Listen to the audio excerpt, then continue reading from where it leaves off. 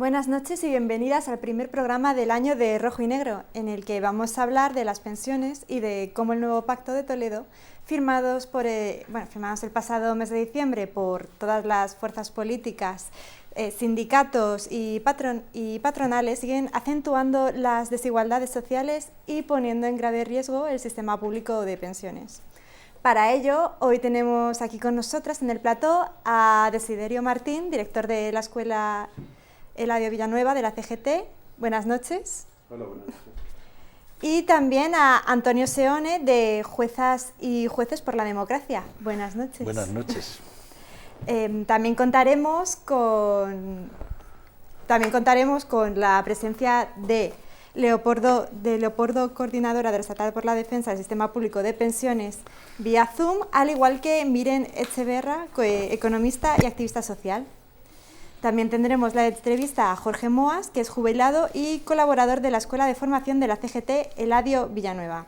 Recordad que podéis participar con el hashtag RNTV Pensiones. Y ahora, para introducirnos en el tema, nuestras compañeras nos han preparado un vídeo. El poder y la gente poderosa llevan muchos años intentando destruir el sistema público de seguridad social y de pensiones que protege a todas las personas ante estados de necesidad.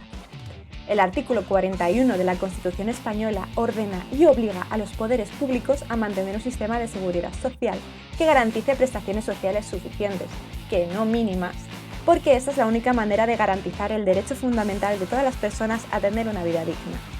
Tras la aprobación en el Congreso de las recomendaciones de la Comisión del Pacto de Toledo, el Gobierno prepara una próxima e inminente reforma del sistema público de pensiones, atendiendo dichas recomendaciones y pactada con la patronal y las cúpulas de los sindicatos institucionales.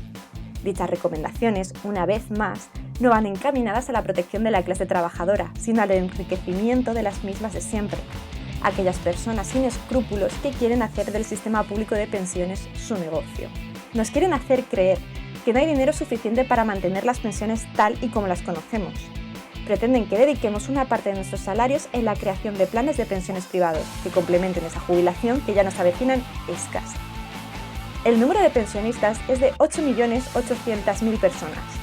Por sexos, hay un total de 4.540.000 hombres y de 4.330.000 mujeres. La pensión media es de 1.007 euros. Si la diferenciamos por sexos, la pensión media de los hombres es de 1.236 euros y en el caso de las mujeres ascendió la cifra de 814 euros. Desi, visto lo que se comenta en el vídeo, ¿puedes contarnos cómo afecta el Pacto de Toledo al sistema público de pensiones? Sí, habría que retrotraernos, es decir, si el Pacto de Toledo realmente es lo que enuncia en su enunciado y si va a servir para lo que dice en su enunciado, que es la estabilidad del sistema público de pensiones. Eso es, me parece que es la recomendación 0, en la cual aseguran que van a racionalizar y que van a sostener el sistema público de pensiones, con lo cual ya están reconociendo no la insostenibilidad que se venía reconociendo por parte de los partidos políticos y por parte de la mayor parte de los economistas y sobre todo de los grupos financieros, que el sistema de pensiones públicos era insostenible. Pero claro, el Pacto de Toledo tiene varias trampas. Una, debiera servir para todo lo que anteriormente se ha destruido con respecto al sistema público de pensiones. Y voy a coger simplemente 4 o 5 parámetros. La edad de jubilación se ha agrandado con la primera reforma que hubo grande del 85, no la tocaron, que eso se produjo la primera huelga general en contra de las pensiones, en las cuales Comisiones Obreras participó de esa huelga, y ahí lo que hizo en la reforma del 85 era aumentar el periodo de cálculo. Se pasó del último salario regulador de los 24 meses ya a los 2 años y pico, hasta los 8. Luego hubo una siguiente reforma, que es cuando se hace el Pacto del Toledo, en el 95, en el 97, en concreto, que ahí ya sí que fue un palo asombroso para los y las trabajadoras futuras pensionistas.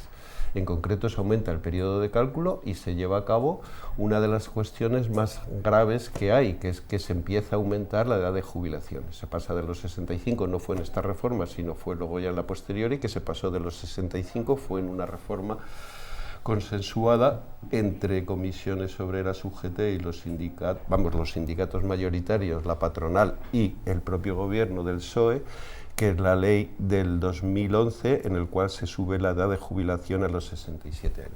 Eso no lo va a recoger el Pacto de Toledo, ni lo recoge en ninguna de sus recomendaciones. Es decir, la edad no se va a rebajar, se va a aumentar. 2. El Pacto de Toledo dice que se debe penalizar las jubilaciones anticipadas, que ese es un grave efecto. 3. Aumenta el periodo de cálculo para tener derecho a cobrar pensión. Ahora lo tenemos ya en los 25 años, bueno, el año que viene ya es cuando son los 25 años, y según Escrivá y según los condicionantes o las condicionalidades que les ha pedido Bruselas para darle los 140.000 millones, hay que hacer 3 reformas. Una, la del mercado único, que no sabe muy bien qué es eso, porque siempre se lo sacan eso del mercado único. 2, la reforma de pensiones. Y 3, en concreto, la reforma del mercado de trabajo. Bueno, pues en la reforma de pensiones y en la reforma del mercado de trabajo, implícitamente en el primer borrador estaba la famosa mochila austriaca, que ya hablaremos de ella luego a posteriori con respecto a, pero no estaban ni mucho menos, insisto, las recomendaciones específicas que necesita la gente. 3, las pensiones, digo por coger uno de los parámetros que no toca el Pacto de Toledo.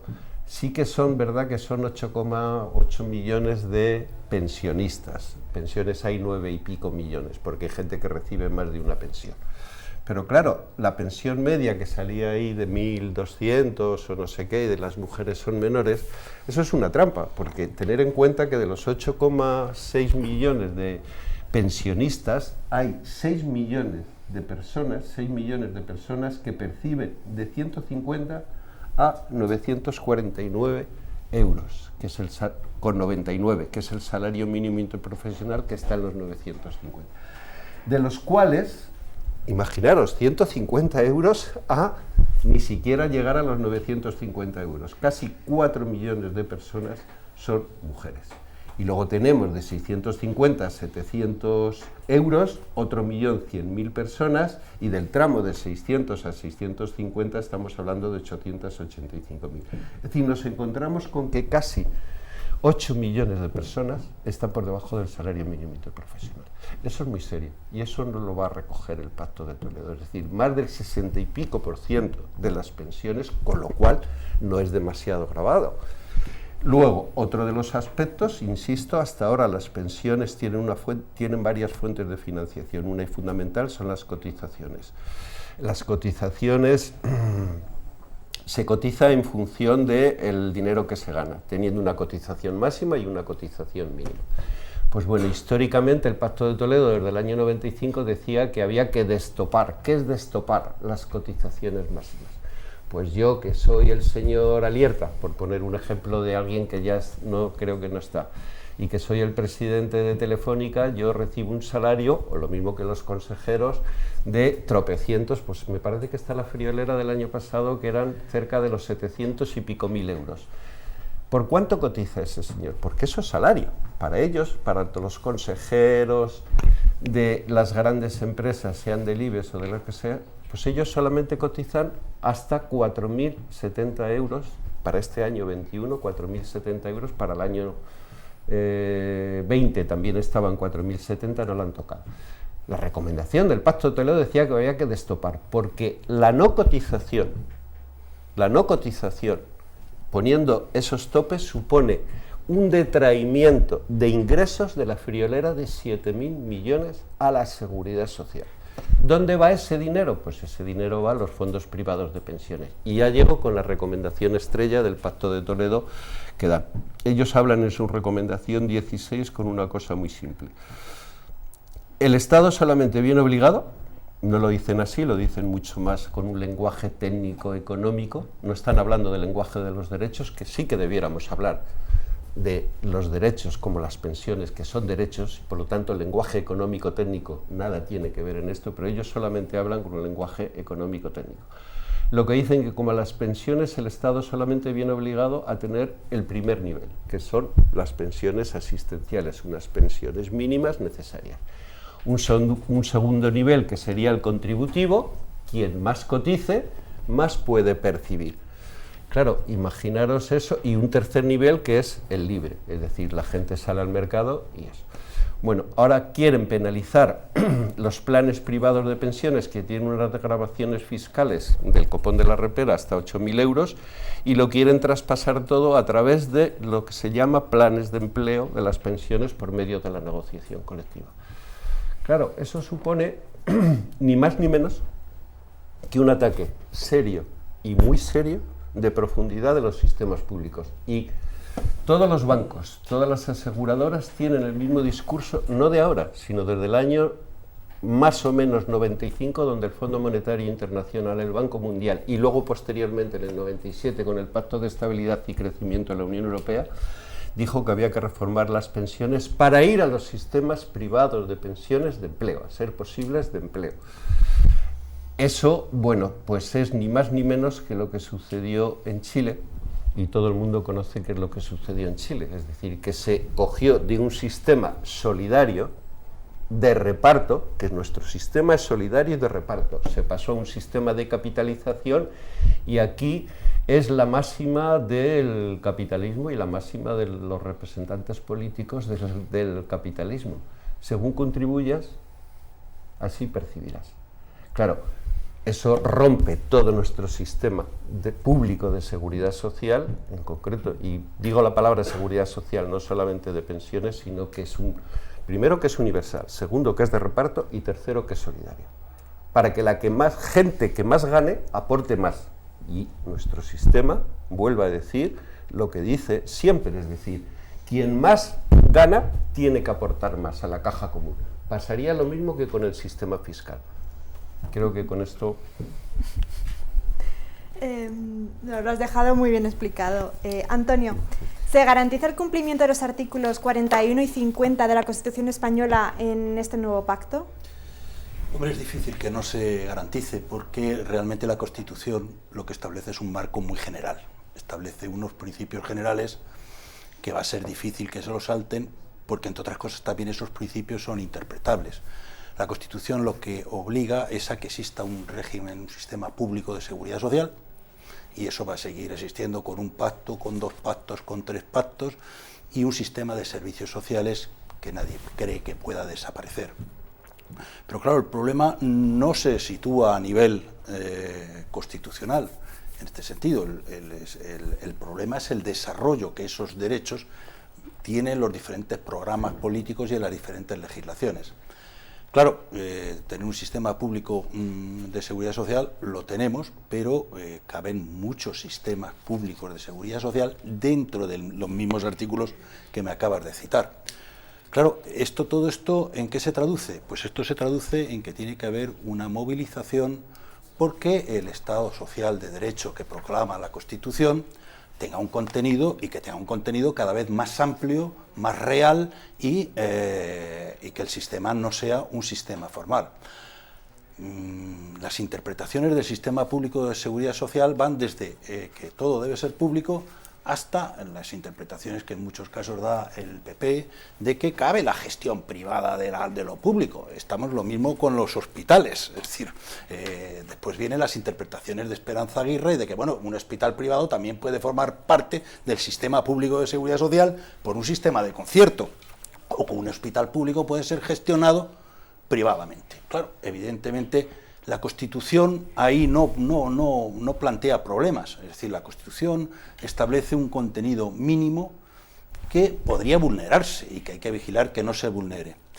¿Dónde está la materia? Pues la materia está en la Ley General de Seguridad Social, están las leyes de presupuestos que fijan las contribuciones, porque esta materia cada vez más vamos entendiendo que es una materia cuasi tributaria, y esto es muy importante, por lo que decía Desiderio hace un momento respecto de la cotización. Es decir, claro, si estamos en una materia cuasi tributaria, la progresividad es obligatoria, y evidentemente no es justo que un señor que gane 4.000 euros pague exactamente lo mismo que la señora Botín, que gana una millonada en bonus, en cosas que no cotizan a la seguridad social y que permanecen ajenas. Todos esos ingresos permanecen ajenos al sistema de seguridad social.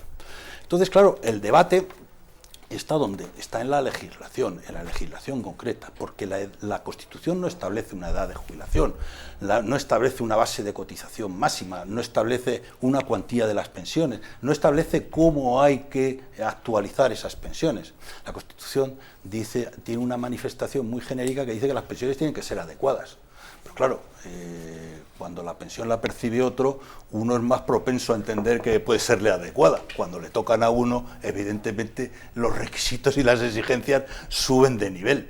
Entonces, evidentemente todo esto está en manos de una legislación, gran parte de la cual es de rango reglamentario. Esto es una cosa que la gente puede sorprenderse. Es decir, hay una autorización al gobierno genérica para regular materia de seguridad social. No todas las materias, pero buena parte de ellas está regulada por decretos del gobierno, por puros reglamentos, decretos del gobierno, incluso órdenes ministeriales, algunas desde el año 66 todavía hoy vigentes. Entonces, claro, el problema del sistema es que constitucionalmente solo garantiza unos mínimos, que es difícil que se los puedan saltar. No creo que sean tan brutos de saltárselos, pero donde está la batalla es realmente en el desarrollo legislativo y está en las reformas de las leyes, que ya nos vamos acostumbrando a que cada gobierno hace su reforma de la legislación de seguridad social, y está en el desarrollo después, por vía reglamentaria, de todos los derechos que establece la materia de seguridad social. A eso es lo que es donde se juega realmente los derechos de los trabajadores, porque todas estas materias después se introducen por vía legal en la Ley General de Seguridad Social y después se desarrollan por vía de decreto, y punto. Ahí es donde está la batalla, ahí es donde hay que vigilar que se cumplan otros derechos fundamentales, que no son solamente el 41 y el 50, sino la igualdad por razón de sexo, la protección de los menores, la regulación de servicios sociales, muchas garantías que están en otros preceptos constitucionales que inciden también cuando la seguridad social funciona y actúa. Desi, ante el número de datos de pensionistas que hemos visto, ¿cuál es la situación real de los jubilados? La situación real de los jubilados es un poco lo que os contaba antes con respecto a los datos. Es decir, solamente hay, por decir, y con lo que decía Antonio Seoane, el artículo 45 no habla de pensiones mínimas, habla de pensiones suficientes. Yo creo que nos equivocamos cuando decimos de pensión, el Estado solo viene garantizado, obligado a hacer pensiones mínimas. No, el 41 lo que dice es que son pensiones suficientes para la tercera edad. Claro, habría que analizar qué es eso de la suficiencia. Bueno, pues la suficiencia está en que yo creo que, según dice la Carta Social Europea, una de las reivindicaciones que tiene el movimiento pensionista es que no haya pensiones menores de 1.084 euros, porque en cumplimiento del 60% de la Carta Social de Europa, que es una pensión suficiente para vivir. Claro, el problema es que esa pensión suficiente para vivir, según los datos actuales, reales, de los 8,8 millones de pensionistas, solamente lo tienen 1,8 millones de trabajadores y trabajadoras pensionistas, que casualmente son las gentes que han trabajado en las grandes empresas, o sufrieron las reconversiones industriales de los años 80, donde se llevaron por delante todo y les quedaron pensiones medianamente dignas porque empleo no les volvieron a dar ni se lo iban a dar ahí. Pero solamente es 1,8 millones de pensionistas. Esa es la situación que hay, en los cuales sí que se cumple el mandato constitucional del artículo 41 de pensiones suficientes.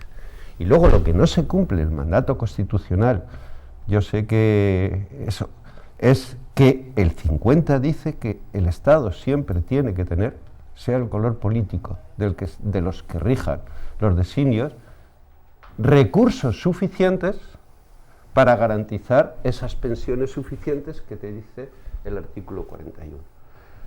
Estos hicieron el truco del almendruco en el año 2011, tanto con la reforma de pensiones que pactaron, insisto que eso fue muy duro, la que pactaron Comisiones Obreras, UGT que luego me imagino que Leopoldo y Miren le darán la vuelta también a esto, se meterán más con ello, pero sobre todo fue muy duro porque en el año 2011, en concreto, hicieron el artículo 135 y ahí obligaron a que todas las administraciones públicas tuvieran un equilibrio financiero. Y ahí se inventaron el famoso déficit, en donde cogieron todos esos recursos y dijeron, siempre habrá recursos para pagar una deuda que era ilegítima y que el propio Estado pues asumió y pagó. Creo que a Bankia fueron 24.000 millones y hemos perdido la friolera de la condicionalidad, todo eso que nos puso Europa.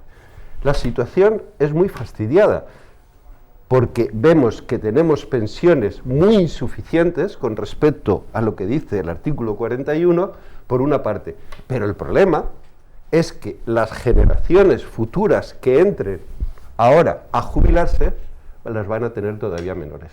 ¿Por qué? Pues porque Europa y el Pacto de Toledo, en concreto, y todos los políticos se han puesto de acuerdo en una cosa: la tasa de restitución, o lo que es del último salario con respecto a la pensión, no puede estar en el Estado español más o menos entre el 75 y el 80%. Hay que bajarla al 40%. Esas son las dos cosas que intentaron con el factor de sostenibilidad, que por cierto el Pacto de Toledo no se le han cargado, ni le han derogado, y el índice de revalorización, que es que suban las pensiones con respecto al IPC, ha sido por la movilización de los jubilados.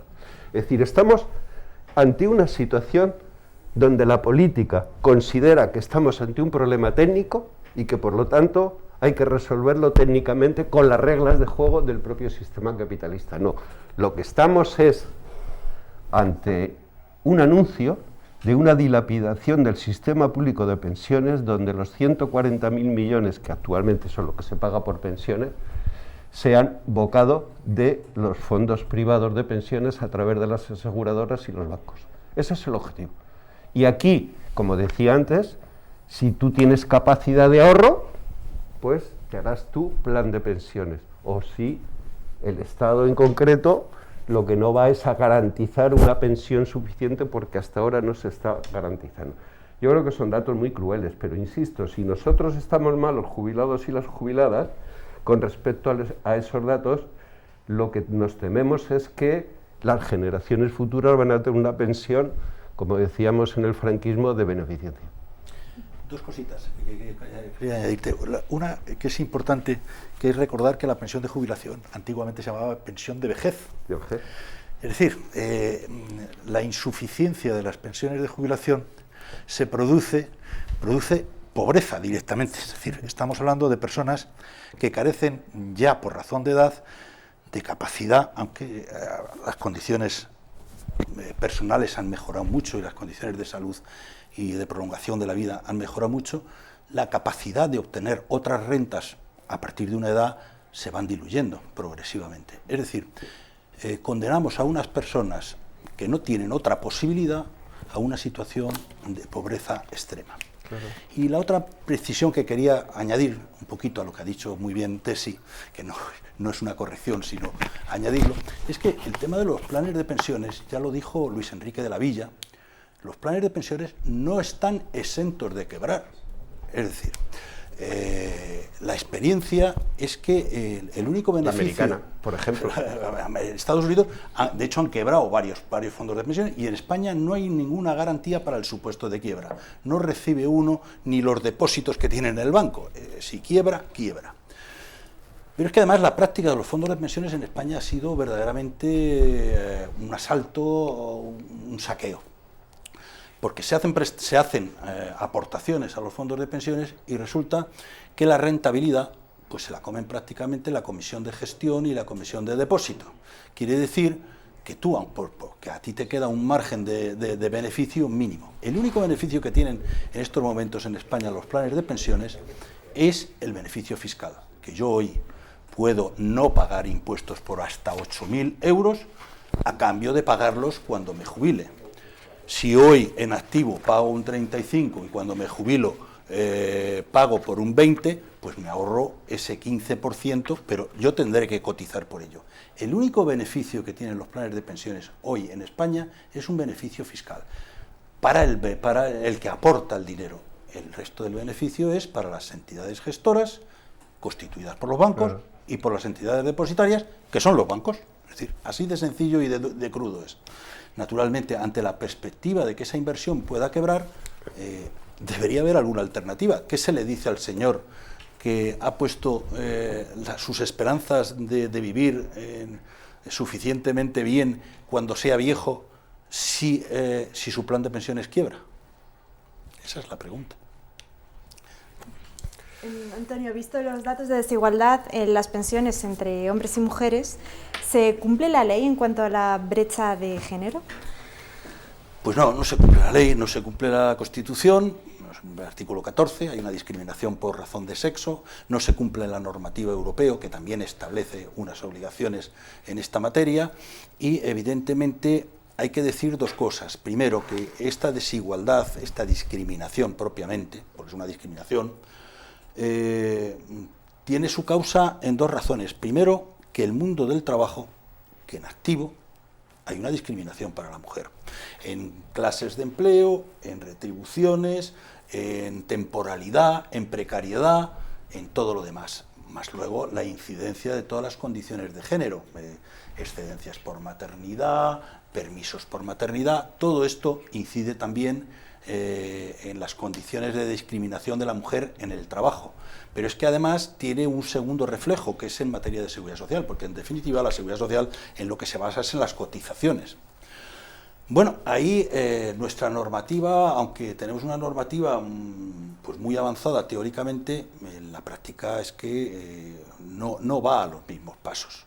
Los planes de igualdad los tienen 4 empresas por las alturas, y la práctica de la igualdad pues deja muchísimo que desear, y todavía lo va a dejar de desear durante muchísimo tiempo.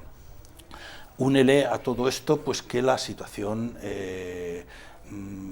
que estamos teniendo que recurrir muchas veces, incluso en España, en los propios tribunales de justicia, estamos teniendo que recurrir a la doctrina comunitaria, porque la doctrina en España ha ido a remolque de los tribunales europeos, esto hay que decirlo. Es decir, ha sido una bendición para el avance de derechos en España que la incorporación a Europa, porque el Tribunal Europeo de Derechos Humanos, el Tribunal de Justicia de la Unión Europea, han ido marcando pautas y nos han ido quitándonos de ese carril de deceleración en el que estábamos aparcados. Es decir, hoy recurrir al Tribunal de Justicia de la Unión Europea mediante cuestiones de prejudicialidad se ha convertido en un hábito, en muchos casos, y voy a decir una barbaridad, una incorrección, por desconfianza hacia los propios tribunales españoles superiores y el Tribunal Supremo. Es decir, los tribunales de instancia están recurriendo a los tribunales europeos para que se pronuncien y atar la respuesta que después puedan dar el Tribunal Supremo o los tribunales de justicia. Bueno, evidentemente toda esta normativa hay que hacerla efectiva, pero esto es una batalla muy difícil, muy dura, y en que además los plazos judiciales son tremendamente largos. Esto es lo que tenemos. Bueno, ahora vamos a hacer una breve pausa para ver nuestro anuncio de Ruesta.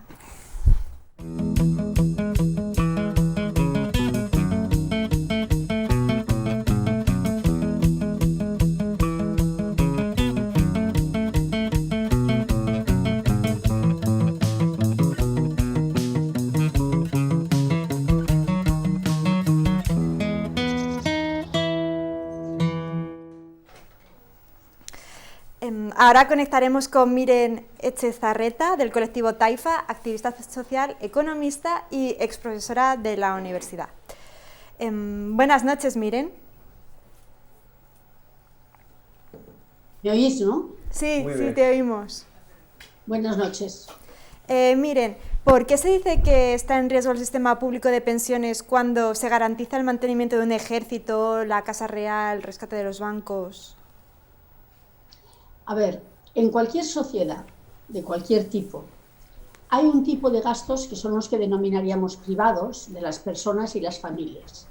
Esos gastos se cubren con los salarios o con la riqueza personal, pero se cubren también de forma individual. El ingreso es individual y el gasto es individual.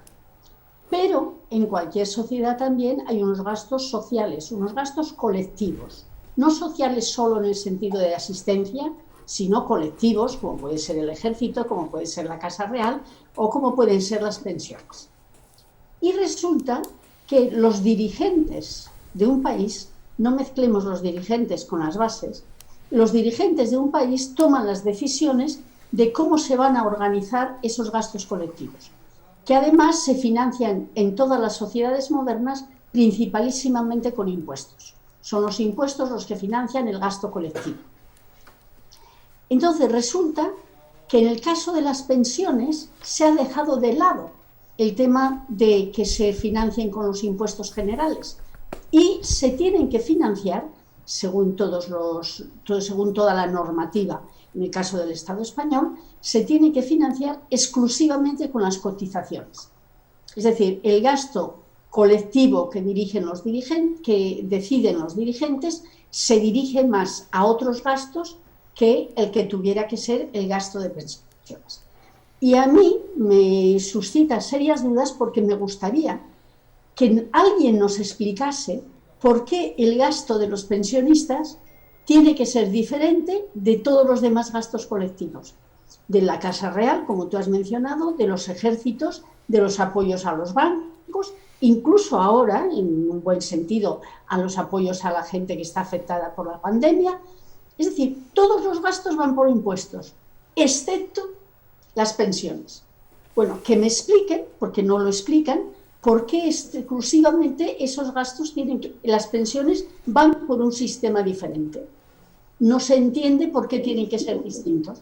Y entonces dices, por eso, con las cotizaciones solo no hay dinero para las pensiones. Bueno, pues si no hay dinero para las pensiones con las cotizaciones, que se pongan en la bolsa común con todos los demás gastos colectivos y que se decidan que son igual que todos los demás gastos colectivos. Entonces alguien puede pensar, bueno, ¿y por qué pasa eso? Porque claro, alguien que tendría que preguntarse, ¿por qué en unos casos todos los gastos, carreteras, ayudas a todos los gastos van a impuestos, excepto las pensiones? Y pienso que hay que decir muy claramente que eso es debido a que las pensiones es una cantidad de dinero muy alta, que se maneja todos los años y que quieren manejar las entidades financieras, que no quieren que se maneje a través del sector público, sino que quieren manejar las entidades financieras que, como todos sabemos, son entidades privadas, que buscan el beneficio y quieren manejar todo ese dinero para tener más poder y tener más dinero. Pero esa es la única razón, porque lo demás, insisto, creo que es un punto muy importante del planteamiento acerca de las pensiones, porque las pensiones se tienen que financiar de manera diferente de todo el resto de los gastos públicos. A mí, el día que empiecen a decir que el ejército lo tienen que financiar los coroneles, pues igual pensaré que hay algo, que no hay dinero para los gastos públicos, para las pensiones o para el ejército en ese caso, pero mientras no lleguemos a ese momento, no hay ningún argumento que yo sepa que sostenga que esos gastos tienen que ser distintos. El argumento es histórico, esto se ha hecho siempre así y se sigue haciendo y se acepta, pero no hay por qué aceptarlo. No hay ninguna razón económica, cuidado, ¿eh? ¿Y qué opinas y cuál crees que es el objetivo que se busca con la recomendación 16 del Pacto de Toledo sobre los planes privados de pensiones? ¿No estaremos ante una imposición de la mochila austríaca? Hablamos de la mochila austríaca después, pero yo quisiera decir que me parece absolutamente escandalosa la medida que se ha propuesto de que rebajen las desgravaciones fiscales de las pensionistas privados individuales para aumentar las desgravaciones fiscales a las pensiones de empresa. Creo que esto es un favorecer enormemente las pensiones privadas, directamente la privatización de las pensiones, porque no es lo mismo tener que convencer a la gente para que haga una pensión privada individualmente que la SEAT, por ejemplo, decida que sus 5.000 trabajadores hagan una pensión de empresa. Y entonces me parece que es un verdadero escándalo. El señor Escrivá, que parece muy hábil, ha hecho ver como que se disminuirían las desgravaciones fiscales, que como ha dicho el ponente anterior, es la única razón por la cual la gente normal hace pensiones privadas, ha dicho, se disminuirá esto, de todas formas hasta 2.000 euros, pero fin, se disminuirá esto, y por otra parte aumentarán las pensiones de empresa. Yo creo que es muy importante que nos demos cuenta que esto les pone en una tremenda responsabilidad a los sindicatos, porque me figuro yo que si hacen un acuerdo de pensiones de empresa lo tendrán que hacer a través de convenios colectivos, con el acuerdo de los sindicatos. Entonces, a veces me pregunto, ¿será posible que algunos sindicatos estén de acuerdo en ser cómplices con la privatización de las pensiones? Porque esa medida es directamente a favorecer al capital financiero. Y es verdaderamente escandalosa, porque ahí sí que además no hay ninguna razón para decir no hay dinero para las pensiones públicas, porque si ese dinero va a las pensiones privadas, que tienen capacidad para devolverlo, si la tienen, porque también se ha mencionado adecuadamente que pueden hacer quiebra, el sector público está en las mismas condiciones. Y entonces yo creo que este es uno de los puntos absolutamente escandalosos, repito la palabra, que se han planteado en las recomendaciones del Pacto de Toledo que se aprobaron el mes de octubre. Ahí sí que no deberíamos de dejar pasar ni remotamente. ¿Cómo puede ser que se favorezcan las pensiones privadas tan descaradamente? Y en ese sentido, creo que los sindicatos tienen una enorme responsabilidad porque tienen en su mano el que se aprueben o no se apruebe ese tipo de pensiones privadas. Y por eso me parece que es escandaloso. Y es una privatización descarada de las pensiones. En cuanto a la mochila austríaca, que es una medida que precisamente acabamos de publicar un librito sobre eso, es muy interesante ver que es una medida, una mochila que tiene muchas piedras dentro. No tiene la merienda que se lleva de excursión. Tiene piedras muy pesadas. Por ejemplo, la mochila austríaca está orientada a aumentar la privatización de las pensiones y además a disminuir las indemnizaciones por desempleo, que son dos medidas gravísimas dada la situación del mercado de trabajo que tenemos en el Estado español. Tenemos un mercado de trabajo desastroso, que por eso también tienen problemas la financiación de las pensiones, y además de eso resulta que ahora quieren establecer un sistema nuevo, pensando que sirve en Austria, que es muy útil, con el detalle de que en Austria el paro está entre el 4 y el 6%, que triplica este país esos niveles de paro.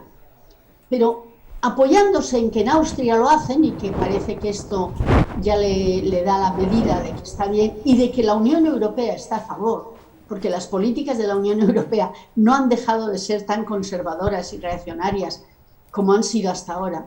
Entonces, esas políticas ahora quieren plantear un mecanismo nuevo, que es el de la mochila austriaca, que favorezca, repito, fundamentalmente la disminución de la indemnización por despido y el apoyo a la privatización de las pensiones, porque por lo menos en Austria, en España todavía no se ha establecido la reglamentación sobre qué será la mochila austriaca, igual no se hace, porque uno de los dos partidos de gobierno nunca ha estado de acuerdo y quizá consiguen que no se haga, pero si se hace la mochila austriaca en Austria, por ejemplo, resulta que el dinero de la mochila que llega a la jubilación y que la persona jubilada lleva a un fondo privado no cotiza Hacienda, mientras que el dinero de la jubilación que se queda la persona que es suya el dinero sí que tendrá que cotizar, en el caso de Austria, a un 6%. Entonces es una desproporción y otra vez un apoyo a las pensiones privadas muy descarado. Pero la mochila habría que juzgarla, el sistema de pensiones y la mochila juntos, no es cuestión de separar cada medida y ver qué pasa. Son combinaciones de políticas económicas que conducen en una dirección. ¿Consideras que estamos ante un problema económico o ante un tema de derechos fundamentales? Bueno, perdona, pero a mí no me gusta nada esa pregunta, porque siento decir que no se pueden separar esas dos cosas. Que separar esas dos cosas es completamente arbitrario, que es falso. por una parte los aspectos económicos y por otra los derechos fundamentales. Es que los derechos fundamentales se tienen que financiar y la financiación de derechos fundamentales depende absolutamente de decisiones políticas. Y este intento de hacer técnicamente una cosa y socialmente otra, a mí me parece que es perverso, y no es inocente. Yo creo que los derechos fundamentales son prioritarios, puesto que son derechos fundamentales. Y después, ¿cómo se financia eso? Pues hay distintas medidas, de muy diferentes maneras. Y esto hemos hablado muchas veces de ellas y existen distintas medidas, entre las cuales fundamentalmente, como os decía al principio, que se financien con los impuestos generales, con lo que se financian todos los demás gastos que existen. Y entonces, me parece que metodológicamente es un error esa separación. Ya sé que se hace, no es novedad, se hace mucho, pero no es inocente el que se haga mucho, porque realmente los derechos fundamentales es una medida previa y después decimos, ahora vamos a ver cómo se financia. Eso es como si dijéramos, hombre, vamos a ver cómo se financian pues las carreteras. Bueno, pero ¿tiene que haber carreteras o no? Entonces, según cuáles tiene que haber, desde luego. Entonces, a mí me parece que separar esas dos cosas, verdaderamente no atino mucho a ver dónde está la separación. Lo que pasa es que depende de cuáles son las prioridades. Una sociedad tiene unas prioridades y expresa esas prioridades por distintas vías más o menos democráticas, porque hay muchas vías poco democráticas por las que también se expresan. Y entonces lo que sucede es que si se tiene fuerza de poder exigir una prioridad, es decir, nosotros queremos las pensiones, y más que queremos las pensiones, mucho antes y otros muchos gastos en las que va el gasto público. Y preferimos eso que apoyar el castor, como se apoyó en su momento y después hubo que devolver. Es decir, que realmente este tipo de separación es una separación que a mí me parece artificiosa. No digo artificial, sino artificiosa. Y por lo tanto creo que hay que financiar como sociedad los derechos fundamentales de la población, en más y en menos según la riqueza de...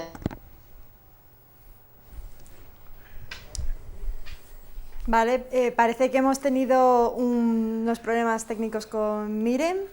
Esperemos que pueda estar con nosotros en un momento. Mientras tanto, pues continuamos. Desi, vemos que lo que ha anunciado el ministro Escrivá... Yo no he tocado ninguna cosa de este trasto. Ya ha vuelto. Nos habría quedado colgado, Miren. ¿Puedo seguir entonces? Sí, sigue. Bueno, yo creo que los derechos fundamentales son los que hay que financiar y entonces la economía tiene que financiar esos derechos fundamentales y no hay mucho más que discutir. Creo que tiene que ser la prioridad. Lo que pasa es que en una economía capitalista los derechos fundamentales nunca tienen, ni han tenido, ni tendrán la prioridad.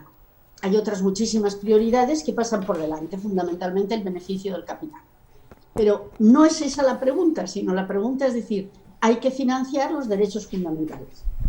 Y solamente en el capitalismo, solamente con la lucha de las clases populares y los trabajadores, se conseguirá forzar un poco esa financiación.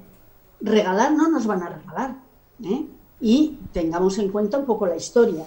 Entonces creo que es la lucha ciudadana y la de los trabajadores la que conseguirá que la financiación de derechos fundamentales sea prioritaria.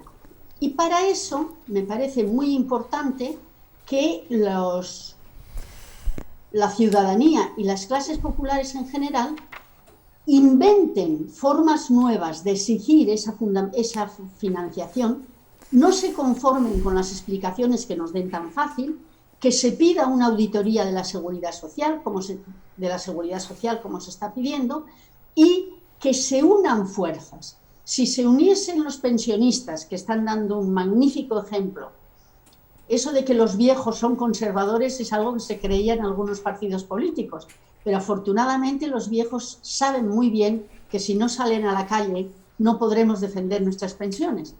Pero si los pensionistas se unieran con los que luchan por la sanidad, con los que luchan por la vivienda, con los que luchan por todos los derechos fundamentales, conseguiríamos quizá mejorar un poco las prioridades que en este momento, hay que decirlo, van en otra dirección.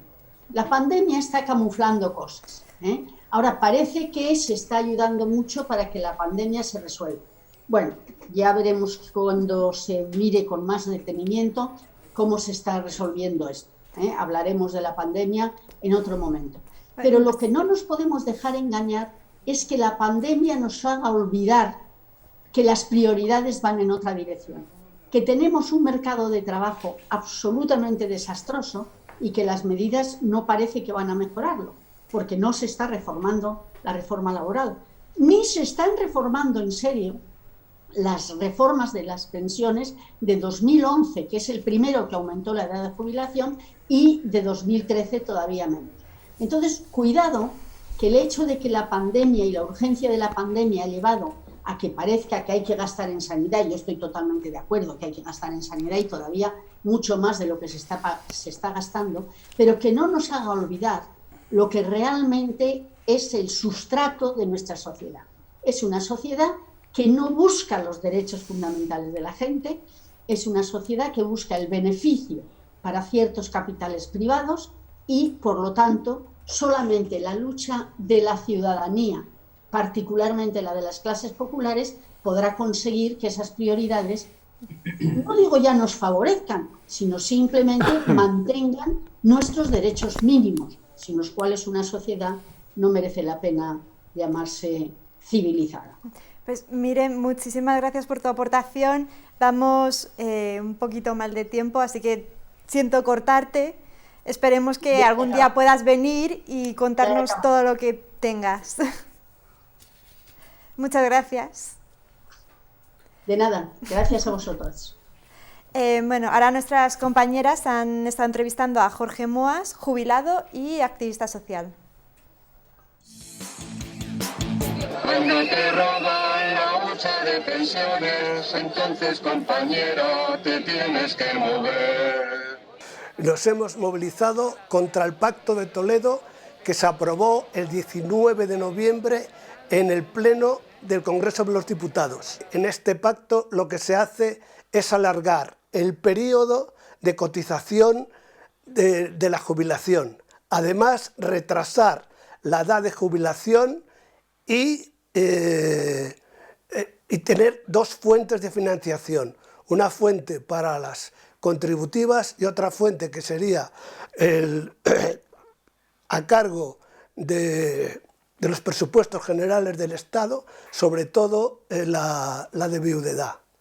Y también que disminuyen las aportaciones de, eso es lo que han dicho, de las empresas a la cotización. Fundamentalmente por eso, y porque ya se consagra la privatización del sistema de pensiones. Es un paso intermedio. Ya se comenzó a hacer eso con la reforma de Zapatero del 2011, luego con la reforma de Rajoy en 2013, y ahora lo que se habla es de hacer algo parecido a la mochila austriaca. El sistema de la mochila austriaca es peor que el nuestro, va en perjuicio de los trabajadores, porque esa parte que te quitan en las empresas es muy pequeña y al final, pues al final de la vida laboral te queda muy poco dinero. Te queda muy poco por una pensión raquítica. Por eso es peor que el sistema nuestro de reparto, que además lo garantiza el Estado y pues dicen que va a garantizarlo el Estado, pero es muy difícil que garantice el Estado un capital que es privado, que es tuyo, es individual.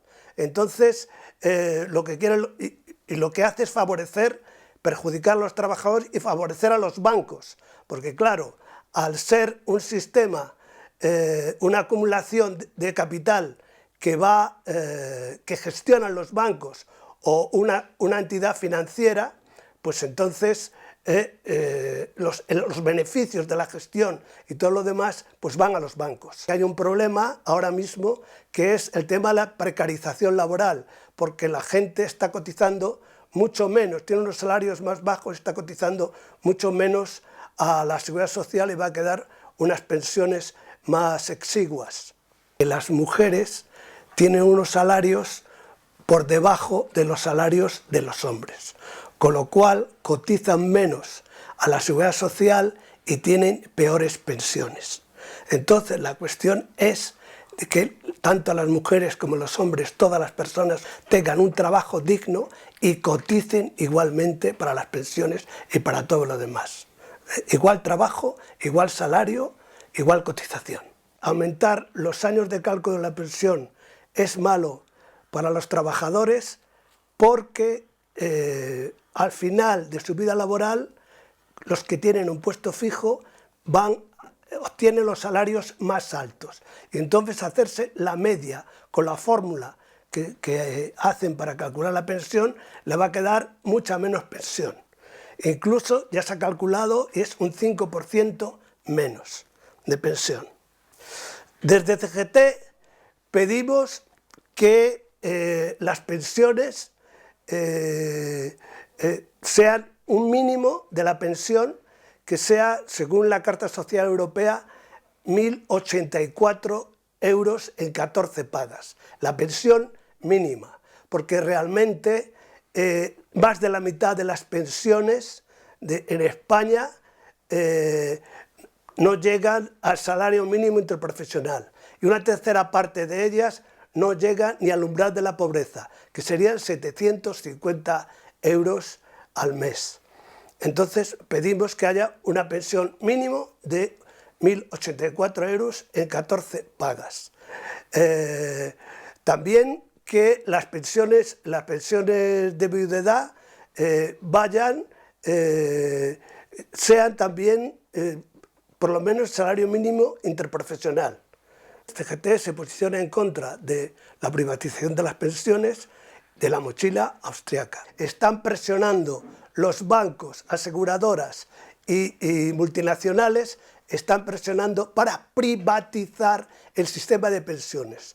Lo mismo que se está haciendo con la sanidad y lo mismo que se está haciendo con la educación, e incluso con el agua, que ya es un bien de primera necesidad, pero está cotizando en bolsa según los valores del agua en California. Entonces, lo que se hace es que la lógica del capital va más allá, está llegando ya al no va más. Es decir, si antes todo era una mercancía y todo servicio había que se compra y se vende y toda mercancía se compra y se vende y todo es mercancía, los servicios públicos también se están convirtiendo en mercancía. Van paso a paso, poco a poco, pero si nos luchamos en la calle y si no nos oponemos de una manera clara a todo esto, el capital volverá a vencer. Muchas gracias, compañeras, por vuestro esfuerzo. Desi, volvemos contigo. Vemos que lo anunciado por el ministro Escrivá supera lo establecido en el Pacto de Toledo. ¿En qué afecta a los actuales y futuros pensionistas? Pues cuando veamos la ley Escrivá, que ya se le denomina como la ley Escrivá, lo podremos ver. De lo que se intuye en concreto, de lo que está en el Pacto de Toledo, no solamente el que no esté en el Pacto de Toledo, es varias cosas. Sobre todo no es para los y las que ya somos pensionistas, porque eso ya no nos afecta, es decir, nos habremos jubilado a los 65, a los 66, nos habrán dado el hachazo con nuestras pensiones, con nuestras jubilaciones anticipadas, con las distintas reformas que hubo que penalizaban mucho las jubilaciones anticipadas, y tendremos pensiones no demasiado dignas ni no suficientes. Pero desde luego lo que garantizaría la ley Escrivá, si va por donde va, de aumentar el periodo de cálculo a toda la vida laboral, simplemente pongo un ejemplo concreto. Todo trabajador, trabajadora que entró en los años 90 en los mercados de trabajo no ha tenido una carrera profesional continua, sino que ha pasado tiempos entre el paro y contratos, la mayor parte de ellos parciales o bien temporales, etcétera, y paro. Es decir, reunir en estos momentos 37 años de cotización, 37 años efectivos, porque ya no cuentan las pagas extraordinarias, sino que son días de cuotas efectivos, son 365, a ver quién es el trabajador, trabajadora que en los años 90 entró que va a percibir una pensión del 100% con esa cotización con esa obligación de los 37 años. Yo al final digo que esto es lo que pretenden, es lo que decía el Roto en una viñeta que hizo hace tiempo al principio, ha hecho varias sobre las pensiones. La única manera de garantizar el sistema de pensiones que sea financieramente, que tengamos recursos, es que igualemos la edad de jubilación con la fecha de la muerte. Entonces ya no hay ningún tipo de problema.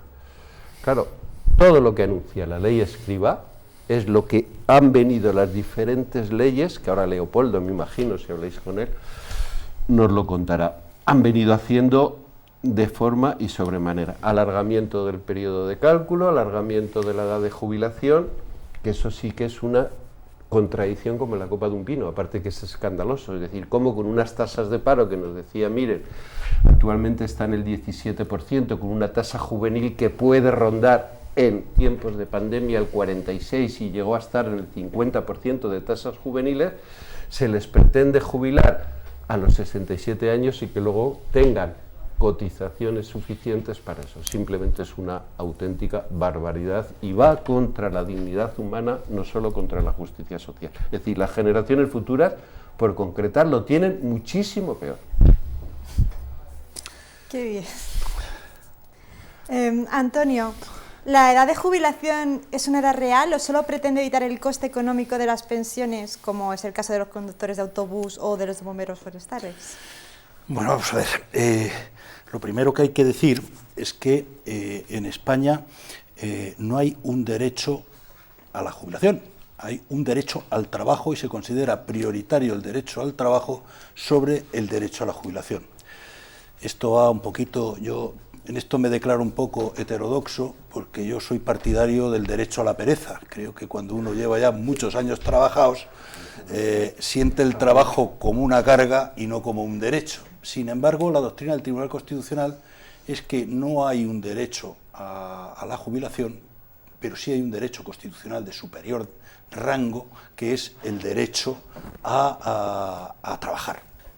En consecuencia, aquello de que la jubilación viene de júbilo, de la alegría que sentía el trabajador cuando le decían puedes cobrar una pensión y puedes dejar de venir de levantarte a las tantas y pasar la noche trabajando, lo de la jubilación va a haber que empezar a cambiarle el nombre porque es una situación a la que no vamos a llegar, a la situación de júbilo. La idea, efectivamente, no hay una edad fija para jubilarse, hay una edad legal para jubilarse, que es cuando tú reúnes los requisitos. Hay el derecho a permanecer en el puesto de trabajo, que también se ha matizado por el Tribunal Constitucional para en determinados supuestos obligar a la gente a jubilarse, y lo que hay son varias edades de jubilación. La idea, evidentemente, cuanto más se retrase la edad de jubilación, más ahorro se produce en cotizaciones. La idea es estimular que la gente se jubile cuanto más tarde mejor, incluso actualmente te dan un 2%, me parece que es, de incremento de la pensión, pero que es manifiestamente insuficiente. El cálculo que ellos hacen es, por cada año que tú dejas de cobrar la pensión, me ahorro un año de pensión, por cada año que tú trabajas yo te abono un 2% más. Es decir, esto es cambiar espejitos por... Pero bueno, parece que en esta línea quieren mejorar y quieren retrasar la edad de jubilación de alguna manera. El problema es que hay diferentes realidades que obligan a otras edades de jubilación, como es necesidades de jubilación anticipada, bien porque son trabajos con unas especiales características que no se pueden desarrollar pues con una determinada edad. Es decir, una persona no puede tener 65 años y estar apagando incendios en una escalera de 7 plantas. Evidentemente hay necesidades objetivas que obligan a bonificaciones en la edad. Hay jubilaciones anticipadas también voluntariamente o por causas de discapacidad, y también las hay por causas económicas, gente que se queda sin empleo. En nuestra sociedad es especialmente cruel con los que tienen una determinada edad y pierden su empleo al que han dedicado toda su vida y en el que muchas veces ya carecen hasta de capacidad para readaptarse a un nuevo trabajo, y resulta que pues estas personas se les facilita una determinada jubilación. Esto ha sido aprovechado para otro tipo de pensiones anticipadas, que son las de los falsos ERES de las grandes corporaciones que jubilan a la gente realmente, teóricamente no, pero realmente con 52 años, le dan una serie de prestaciones y se jubilan, le pagan el convenio de seguridad social y se acaban jubilando con 62, 63 años, pensión máxima, y se libran del personal. Por ejemplo, Telefónica era una empresa que tenía en España 75.000 trabajadores. Hace 2-3 años creo que ya no pasaba de 15.000. Bien, este es un sistema en que se está utilizando la seguridad social como sistema de fomento de la expulsión de la gente de los trabajos. Esto es inadmisible. Intentó el Tribunal Supremo cortarlo con 2 sentencias y la respuesta fue que el Boletín Oficial del Estado replicó las sentencias del Tribunal Supremo, legalizando las situaciones que el Tribunal Supremo consideraba irregulares. A Zapatero se le ocurrió que, bueno, dado que se produce esta situación en que se jubilan, cesan en el trabajo con 52 años, cobran las prestaciones contributivas de desempleo, cobran el subsidio de 52 años que se creó para esta situación, y mientras tanto abonan el convenio especial de la Seguridad Social, por lo menos que las prestaciones de Seguridad Social, dado que son empresas que no tienen pérdidas, que las paguen. Bueno, pues la realidad ha sido que se ha descubierto a la terminación del gobierno de Rajoy que el gobierno de Rajoy no reclamó a las grandes corporaciones el pago de estas prestaciones de la Seguridad Social que deberían haber sido abonadas e ingresadas en la caja. Porque quizás, y os sugiero el tema para otro programa de Rojo y Negro, ya que me voy animando y calentando un poquito, el saqueo de la Seguridad Social. Hablemos del saqueo de la Seguridad Social, del problema de los ingresos, cómo se saquea a través de denegarle ingresos a la Seguridad Social. Cómo la Seguridad Social está pagando cosas que no debería pagar, el saqueo a través de los gastos. Y tercero, el saqueo a través del control. ¿Alguien ha dado alguna explicación del uso que se ha hecho durante el gobierno del señor Rajoy de la reserva que se ha puesto a disposición de políticas del gobierno que no tenían nada que ver con la Seguridad Social, sin abono de intereses? Y vamos a pensar que no ha habido otro tipo de irregularidades más graves. Pero por lo pronto el gobierno de Rajoy utilizó la reserva de las pensiones para cubrir sus necesidades financieras a coste cero. Bien, ¿esto no sugiere nada? Ahora vamos a conectar por videollamada con Leopoldo Pelayo, activista en favor del sistema público de pensiones. Muy buenas noches, Pelayo. Pelayo. Hola, ¿qué tal? Buenas noches. Leopoldo, ¿podrías hacernos un resumen de en qué ha cambiado el Pacto de Toledo respecto a las reformas de 2011 y 2013? Bueno, en primer lugar quería deciros que voy a hablar en representación de la Coordinadora General de Pensionistas de Madrid. La reforma del 2011, como has dicho, es una reforma que fue firmada por los sindicatos mayoritarios, comisiones, UGT y el gobierno Zapatero. Es la reforma más lesiva para los intereses de los actuales y de los futuros pensionistas. Los economistas cuantifican la reforma del 2011 en una pérdida aproximadamente en un periodo medio de tiempo en torno al 20%. Es la reforma incluso más lesiva que la del 2013 que se aplicó por parte del Partido Popular. El Partido Popular, como sabéis, aplicó una reforma basada fundamentalmente en el 0,25 y en una situación totalmente inadmisible que fue rechazada por el movimiento pensionista. En principio, la reforma del 2011 es una reforma paramétrica, es una reforma estructural paramétrica porque modifica fundamentalmente los parámetros en los cuales los pensionistas anteriormente se podían jubilar en mejores condiciones. Todos sabemos que esta reforma prolonga la edad de jubilación a los 67 años, como se ha dicho anteriormente por Desider y otros compañeros. Aumenta el periodo de cómputo, como lo estableció el Pacto de Toledo, en 15 años pasa a 25 años. Y quiere decirse que cuanto más años aumenta el periodo de cómputo, más detracción hay en la futura pensión por parte de los trabajadores. Es decir, se calcula a través de más años de cómputo, más meses de cotización, y es evidente que hace 25 años los salarios no eran los mismos que en estos momentos. La reforma que plantea el señor Escrivá basándose fundamentalmente en las bases que plantea el Pacto de Toledo, no hay que olvidar que todas las reformas y los recortes son instrumentos que utiliza el sistema para robar, y hay que decirlo claramente, a los trabajadores y a los pensionistas. Las reformas son esos instrumentos que se utilizan con ese fin. No ha habido una sola reforma en el país de las 5 de los últimos 40 años que haya sido una contrarreforma, digamos, para favorecer los intereses y los derechos de los trabajadores y de los pensionistas. Y en ese sentido, lo que plantea el señor Escrivá, apoyado por la ministra señora Calviño, es evidentemente una nueva reforma estructural, una nueva reforma basada en unos parámetros que todos sabemos incluso que trasciende más allá de lo que las recomendaciones del Pacto de Toledo han dicho. Es decir, los 35 años, ese informe que pasó por los distintos ministerios del Gobierno y que últimamente, el lunes concretamente, en un programa público reconoció el señor Escrivá, es un informe que, si bien es verdad que planteaba en un principio como una posibilidad de globosondo, van a plantear una horquilla ampliando los 25 años actuales que estableció la reforma Zapatero y de los sindicatos, comisiones obreras y va a ser una reforma basada fundamentalmente en una estructura muy clara, potenciar los planes de empresa, como se ha mencionado anteriormente, unos planes de empresa que tienen un fin claramente de encauzar el sistema público hacia las vías privatizadoras. En estos momentos sabemos claramente que el modelo que se pretende en parte es seguir el modelo de las entidades de previsión social voluntaria del País Vasco, que suponen prácticamente unas cantidades económicas en torno al 34% del Producto Interior del País Vasco, y que en el cómputo general del país, en España, los planes de empresa privados, uniendo los de empresa que gestionan comisiones UGT, la STV y los bancos, suponen en torno a un 8% del Producto Interior Bruto del país. Es una cantidad muy alta por parte de esos planes que en principio lo que pretenden es, ya digo,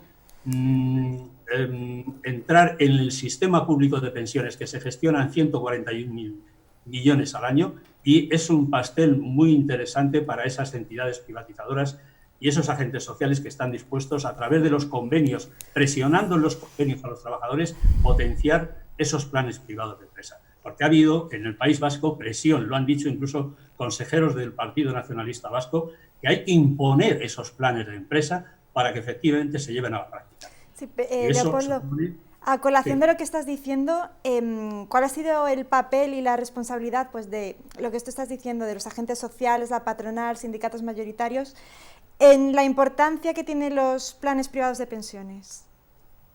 Bueno, evidentemente solo hay que ver la cuantía, como he dicho anteriormente. Son cantidades de decenas de miles de millones de euros. Es decir, en estos momentos los planes, el segundo pilar y el tercer pilar suponen, como he dicho, en torno al 8 o 9% del Producto Interior Bruto de España. Es decir, España tiene un Producto Interior Bruto de 1,2 billones de euros. Son en torno a 90.000 millones de euros si consideramos los dos pilares. Es decir, es una cantidad muy importante. ¿Qué se pretende con ello? Pues evidentemente las reformas, como he dicho anteriormente, lo que pretenden ahora es cambiar todo el modelo, el sistema público de reparto, el sistema público que significa un modelo de solidaridad intergeneracional.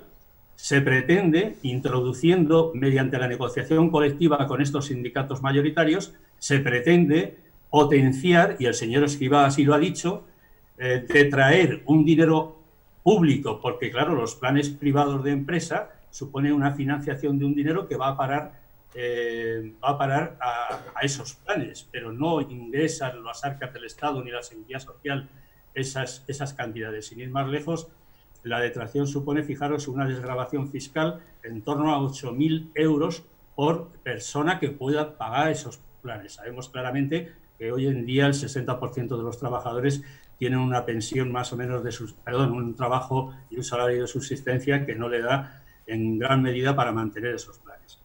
Quiere decirse que la situación es una situación de un ataque frontal al sistema público que nosotros desde los distintos movimientos pensionistas rechazamos totalmente, porque consideramos que en estos momentos nos jugamos el futuro del sistema público de pensiones. Es decir, el ataque que el señor Escrivá pretende con su reforma, empleando incluso en la negociación que están llevando a cabo a espaldas de los pensionistas, porque se están negociando reformas de pensiones a espaldas de pensionistas, es un ataque frontal que no podemos permitir y es necesario rechazarlo de plano por las movilizaciones que tenemos planteadas en las calles últimamente. ¿Y cómo afectan las reformas laborales al futuro del sistema público de pensiones? Bien, en principio todos sabemos también que el trienio negro, un trienio negro económico que hubo en este país, en España, en el 2010 al 2013, en 3 años se llevaron a cabo, mejor dicho, 4 reformas, 2 reformas laborales y 2 reformas de pensiones. Las 4 muy lesivas y fueron reformas que en gran medida, como he dicho anteriormente, lesionan derechos fundamentales de trabajadores y de pensionistas.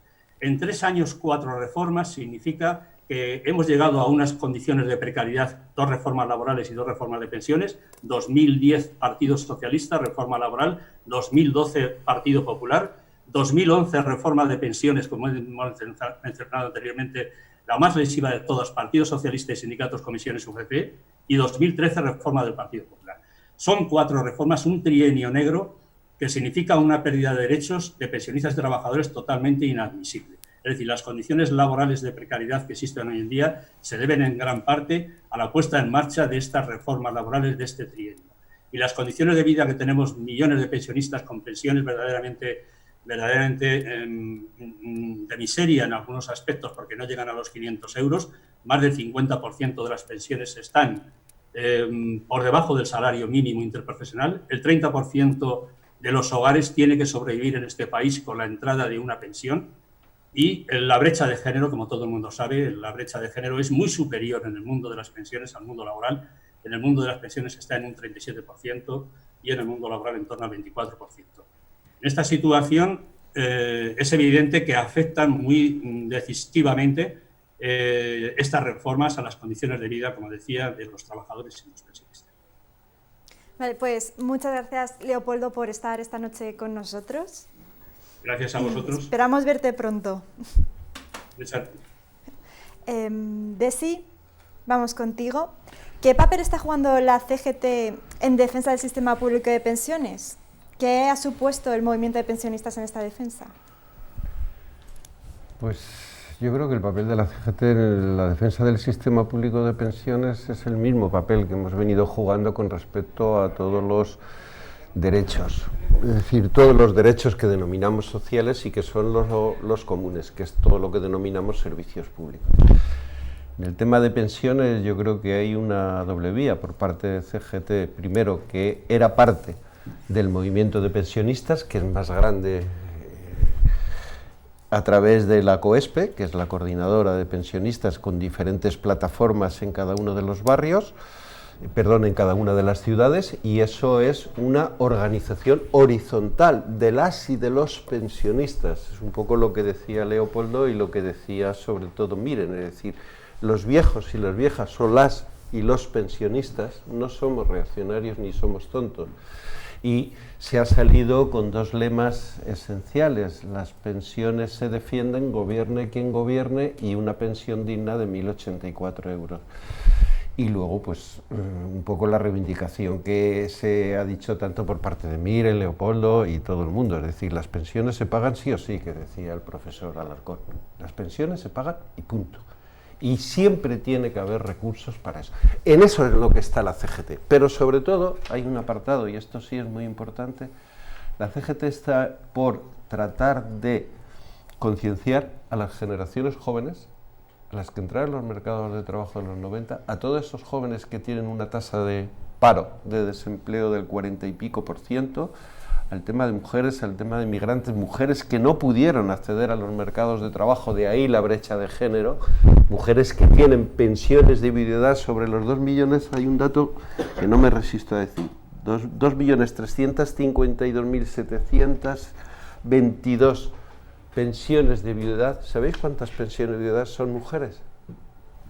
Pues la friolera de el 89, casi el 99%, siendo residual las pensiones de viudedad de los hombres. Claro, ¿por qué? Porque las mujeres no pudieron entrar en los mercados de trabajo. Y a partir de ahí, pues lo único que les cabe es pensión de viudedad, que hoy se está diciendo si es una pensión contributiva o no es contributiva. Manda narices. Bueno, yo creo que la CGT tiene ese papel, que es concienciar en los centros de trabajo, en aquellos sitios que estemos, no solamente en la sociedad, a los y las trabajadoras, sean jóvenes, menos jóvenes o a punto de jubilarse, que el problema de las pensiones o la defensa del sistema de las pensiones públicas no es un tema de los viejos y viejas de ahora, sino que es un tema sobre todo de todas esas generaciones que se tendrán que jubilar un día. Y el movimiento pensionista yo creo que lo está haciendo muy bien. Es decir, el índice de revalorización del 0,25 que se decía no lo ha tirado abajo ningún gobierno, lo ha tirado abajo los pensionistas con su movilización en la calle. Lo mismo que la metida en el cajón del factor de sostenibilidad, ahora recuperado por el, me parece que lo van a llamar el índice intergeneracional de solidaridad, que es lo que decía Escrivá el otro día en unas declaraciones que le escuché. Pues eso está ahí por el movimiento de los pensionistas. La CGT está en ello.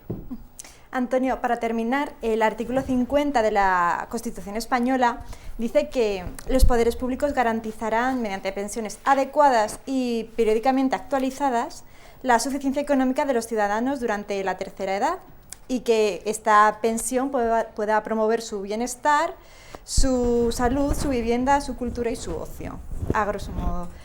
Desde la Judicatura, tanto la española como la europea, ¿cómo podéis intervenir para que se cumpla lo que anuncia la Constitución? Bueno, vamos a ver, la iniciativa, los tribunales de justicia no tienen iniciativa en esta materia, es decir, son los ciudadanos los que plantean los problemas, son los sindicatos, las demandas colectivas, muy importantes, los que promueven el ejercicio de los derechos y los que promueven el avance de los derechos. Los jueces lo único que podemos hacer, trabajamos un poco a demanda, es decir, no, se nos presenta la demanda y ante una demanda hemos de adoptar criterios y esos criterios tienen que implicar en la resolución del problema concreto los derechos fundamentales y los derechos que forman parte de la Comunidad Europea como derechos eje de la propia Comunidad Europea. Entre esos derechos, el de la igualdad de género, el tema de las pensiones de viudedad, efectivamente es un problema dramático en este país, porque muchos trabajos, además, porteros, por ejemplo, realmente quienes desempeñaban el trabajo eran las mujeres, pero cotizaban los hombres. Es decir, hay situaciones verdaderamente dramáticas. La precariedad en el trabajo de la mujer es una cuestión que incide en esa brecha superior en el ámbito de la seguridad social sobre... ahí sí ha habido un esfuerzo en materia de lucha contra los periodos de carencia, porque bueno, hay la famosa sentencia que consiguió nuestro compañero Joan Agustí en Cataluña, que era una sentencia verdaderamente importante porque era un supuesto verdaderamente dramático. Era una mujer que con los días que trabajaba a la semana necesitaba toda una vida para reunir los 15 años de cotización que le exigían. Es decir, trabajando al ritmo que había trabajado en su vida, jamás tendría derecho a una pensión porque con un trabajo parcial era imposible, con el trabajo parcial que tenía no podría cubrir jamás el periodo de carencia requerido. Bueno, estos son pasos que se han ido dando, son muy escasos todavía, muy poco importantes, pero bueno, se está en el tema, y se está en el tema sobre todo de promover normativa europea. Este es un pacto imprescindible. Yo diría que es necesario, y es un punto en el que quiero hacer insistencia, que se ratifique ya la Carta Social Europea, que se ratifique también ese convenio que hay de empleados del hogar de la OIT, 168 creo que recordar que es el número, que sigue sin ser ratificado por España y que constituye una de las fuentes de mayor vulneración de derechos fundamentales que padecemos en este país, porque las empleadas del hogar en este país suelen ser mujeres, suelen ser mujeres de otras razas, de otras culturas, y suelen ser venidas del extranjero. El machismo, lo racial, la aporafobia está incidiendo en mantener una situación absolutamente injusta, que es la de estas mujeres que carecen hasta de la prestación de desempleo.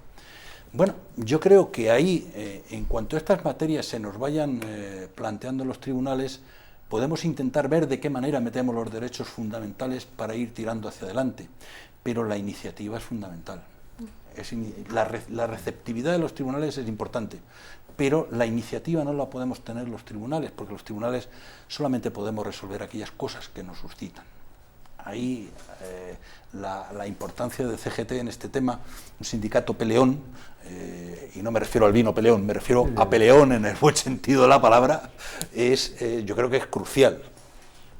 Pues no tengo más que decirte, creo que poco podemos hacer, pero lo que podamos hacer, debemos hacerlo.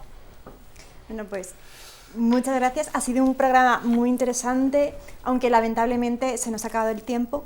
Muchísimas gracias a las invitadas por estar aquí y por conectarse, y también a vosotras por seguirnos desde casa, que tenéis que recordar que el próximo 2 de febrero, se emitirá el programa de Rojo y Negro en Lucha, que tendríamos que haber hecho hoy, y nosotras nos veremos el 9 de febrero. Salud y hasta la próxima. Gracias. Presentaros esta magnífica reedición del romancero de Mujeres Libres de Lucía Sánchez Saorní es un auténtico honor. Estamos ante unos versos de extraordinaria altura poética y de indudable valor literario. Unos versos que exhalan el hálito más esencial de una mujer excepcional. 16 años tenía María Silva incompletos. Ay, María Silva Cruz, nieta del bravo Seis Dedos, tus piernas de corza joven hacen competencia al viento. Corre hacia los negros campos, corre viva, corre presto, salva tus 16 años, tu vida en flor, que aún es tiempo. Salta a las tapias enanas, busca refugio en los cerros. Chacales con voz humana siguen tu rostro sangriento. Corre, María Silva, corre. Y el sol la alumbró corriendo por caminos de Jerez, duros de noche y de invierno. A la zaga iba el destino, como una fiera al acecho. Romances, todos ellos dedicados a los que cayeron por la libertad. El desgarro, la rebeldía, el dolor, la esperanza, la epopeya, la fuerza revolucionaria alcanzan su máxima fuerza expresiva en estos romances sublimes. A mí los de avapiés, curtidores y la cava, los mozos de pelo en pecho, dispuestos a lo que salga. Por las puertas de Toledo va en aluvión la canalla, en busca del enemigo, ciegos los ojos de lágrimas, prietos los dientes de ira, chocando al aire las armas. Madrid, Madrid, mi Madrid, haremos una muralla de carne humana y de fuego, y a ver qué guapo la salta. Muchachos, al parapeto, donde Madrid os reclama. Adelante las mujeres, adelante. ¿Quién se tarda?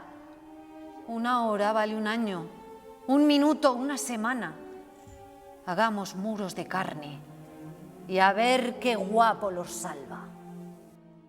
Romances para cantar al amor, a la lealtad, a los ideales, a la libertad, al ser humano que sufre pero no se rinde. Yo no sé nada, buen juez. Estoy loca de palabras y nadie acierta a decirme por qué los hombres se matan. Eran de mi misma carne. ¿Es esto una cosa mala? Ayer lavé ropas finas, hoy ropas ensangrentadas. Si me sacan de ahí, buen juez, no comprendo una palabra. El juez se encogió de hombros, huyó mirarla a la cara. Para escarmiento de pobres, ha mandado fusilarla. Todos estos sentimientos y emociones han sido magistralmente recogidos en las ilustraciones realizadas por la militante anarcosindicalista y autodidacta Nuria Negro. ¿Qué bala te cortó el paso, maldición de aquella hora? Atardecer de noviembre, camino de la victoria. Las sierras del Guadarrama cortaban de luz y sombra un horizonte mojado de agua turbia y sangre heroica. A tus espaldas, Madrid, el ojo atento a tu bota, mordido por los incendios, con jadeos de leona, tus pasos iba midiendo prietos el puño y la boca. Atardecer de noviembre, borrón negro de la historia. Buenaventura Durruti, ¿Quién conoció otra congoja más amarga que tu muerte sobre la tierra española? Desde la Confederación General del Trabajo queremos mostrar nuestro agradecimiento a todas las personas que han hecho posible que este libro vea la luz. Salud.